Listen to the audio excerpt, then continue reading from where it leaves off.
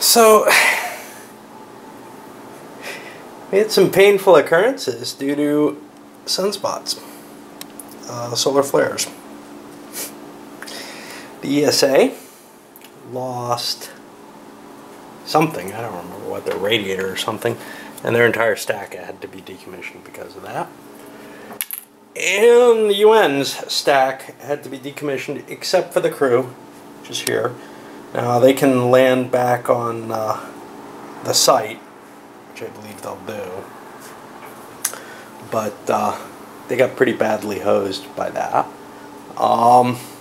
So the only people with a rocket that are out are the Shimizu. They got lucky. Their stuff is all fairly rad hard.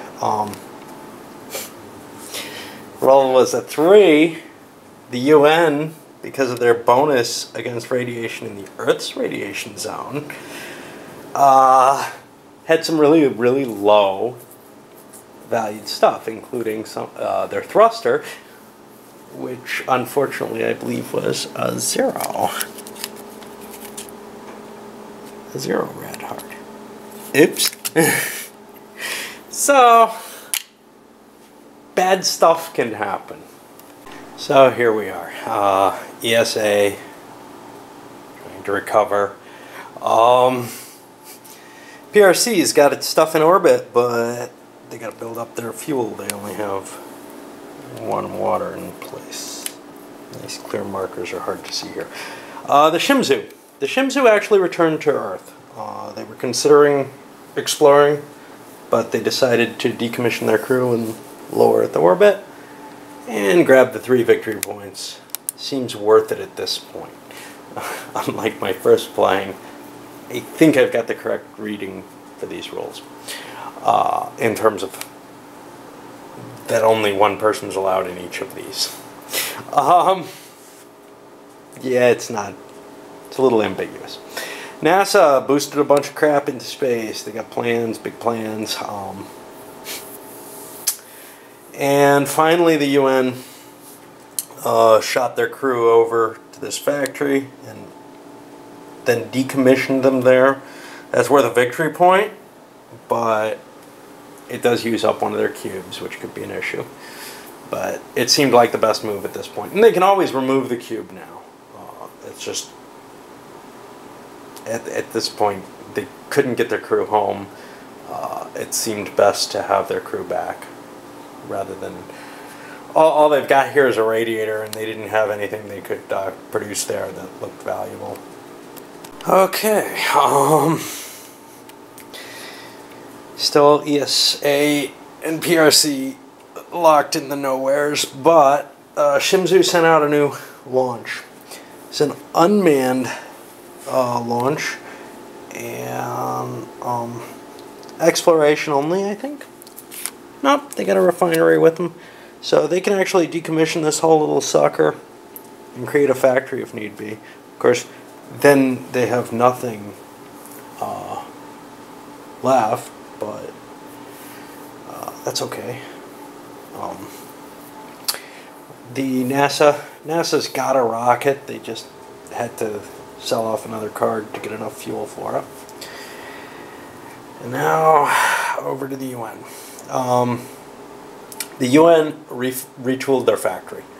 They got rid of that radiator and instead built a reactor, and they're going to send that home in a freighter. That's going to take forever to get home, and it may or may not make it. But while they're playing with that, they're going to try to raise enough cash to lift off a pretty good pile.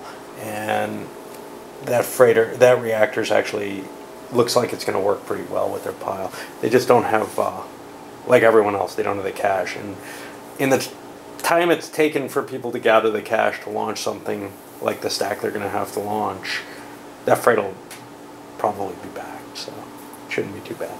Well, the Shimizu turn was actually very interesting. Trying to remember what happened. So they had two events happen on the 2 time spaces that they passed through. The first one was a pad explosion. No. Yeah, a pad explosion, which forced everyone to decommission something in their low Earth orbit space. And that affected everyone except the UN. ESA just had their crew fall, which isn't too big a deal. But others had key components that they wanted. For example, NASA was planning on launching, and they had a component there. PRC, same issue. And then the second event was budget cuts, and that forces everyone to throw a white card away from their hand.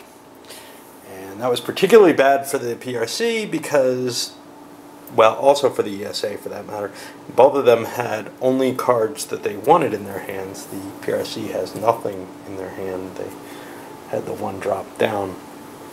I think also the UN may have had to throw out something they wanted. A very, very painful card, and everybody's going to have to kind of scramble and rebuild their rockets that they planned. This might be okay for some people because some of their rockets were kind of iffy. So having to rebuild might mean with the new cards in the deck they might be able to reshuffle and get something better out of it. Round and round we're going, and it's still pretty futile. ESA getting nowhere, really. I mean, they're trying to boost the stuff they need up, but they keep playing with cards, trying to make enough money to do so. It's just not happening. PRC, on the other hand, is nearly at their base, and they produce their Robonaut there so that they can make it.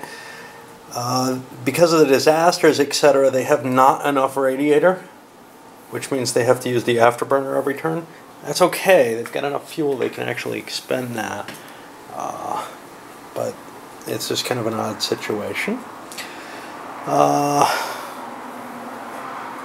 Shimizu. Kind of hard to tell what they're doing. They're looking for some place they can explore. If they do, they've got this tiny little rocket that more or less is a self-contained factory. It can just disassemble and become a factory. So if they find anything, they get another factory for a very, very low cost in terms of components that they boosted.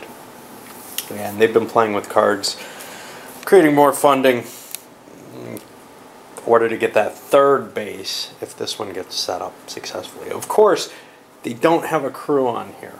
And not having a crew is always a danger. If a glitch comes up, if they hit a pink space and roll a 3, well, that tiny rocket stops being particularly effective. On the other hand, they can get rid of their refinery, and it's still a pretty decent little Robonaut, so that's not too horrible. NASA. We launched NASA's rocket a while back. It's got fuel problems. It's trying to make it out to the NASA claims, but it's got to stop on the way to haul that crap. It's got the regolith, so it's able to keep refueling, but it's kind of painful to do so. I mean, I think it's only a one stop on the way. It's the same problem we had coming back. It's just a hard rocket to move. UN boosted everything, but they're out of fuel now. And their little freighter is making its way back. It's taking a long route, trying to avoid the risks that caused it to decommission last time. And well, you know, somebody else could hit a sunspot and send it back. Another time around the board, a lot of movement, rockets moving around. The only exciting thing is NASA hitting that burn space, triggered an event, low Earth orbit, collisions, explosions, whatever. Everybody had to discard their heaviest card. That especially hit the ESA and the UN, which both had things decommissioned that they absolutely needed. UN got theirs back up, but now they probably don't have enough fuel to boost to launch, they're going to have to come up with more cash in time for that freighter to get there. It was pretty clear they were going to have it before, but now they don't. ESA, they lost their Robonaut, and they got a big pile of cards. Just going to delay them more. During the PRC's turn, they went through 2 event spots and got the same event in both cases over in the yellow zone, which is the special event for their budget cuts, which meant the guys with cards, the ESA, the Shenzhou, and NASA, each had to discard 2 cards over the course of their move, over the course of the PRC's move. Very, very painful. Oops. Well, here's what I get for either playing solitaire the way I do, which is walking away from the game regularly, or just playing solitaire at all, where I have to keep track of all these different powers. Look at NASA's rocket, and they don't have a refinery. I don't know if they forgot to bring one from the get-go, or if it got lost somewhere in space, but they just went out there for no reason. No clue what I'm going to do with them. Okay, so ESA, still stuck in the same place, trying to get up enough fuel to launch that thing. PRC picked up another claim, and they have enough stuff there that they'll be able to build a factory and start producing something there. And that gives them their second factory when that's the case. And likewise, the Shenzhou picked up their second factory. Now, they had to buy a card in order to produce something there. It seemed like a good idea to take that extra turn to do that, even though that's something that this is a card they probably don't really need. They may end up using it for something, so it seems like a waste not to get something off their factory, I guess. I don't know. Over to NASA, they're going to go for further exploration because they lost their refinery somewhere. They have another one that they can boost, but it's going to be a long time, unless they decommission their stack, before that rocket makes it home. And then finally, the UN looks like they got enough stuff and almost enough fuel. I haven't calculated it out. They're probably short to launch. Their freighter finally came in, so they're pretty close. I'm going to wrap this one up. Still kind of plodding through. One thing I can tell you, I'm not going to be unhappy when this one ends in terms of it ending too short. I feel like I've gotten to a state. I feel like it's taking longer from the point where you start actually building factories to the point where you've won. Now, maybe I misplayed something in the basic game, but I think almost there's a dual design here where the basic game is almost a Euro, a very complicated one in terms of the movement that you have to calculate, etc.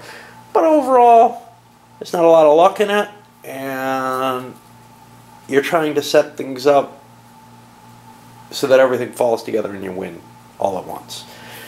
This one feels more like my kind of game, which means that you sort of gain something from... You gain play advantage by your position. So instead of it all just falling together, you really do have to keep working even after you've started to get an edge. Luck can really crush you still. One thing I'm noticing, though, there's a lot of failed exploration. Now, that may be the number of players, but in the smaller number of players, you start the game with some broken mines on the board. I'm almost out of little black chips. Now, it may not be that big a deal, but I can see where that might actually be a shortage that's fairly regular in the game. And you shouldn't be limited to those.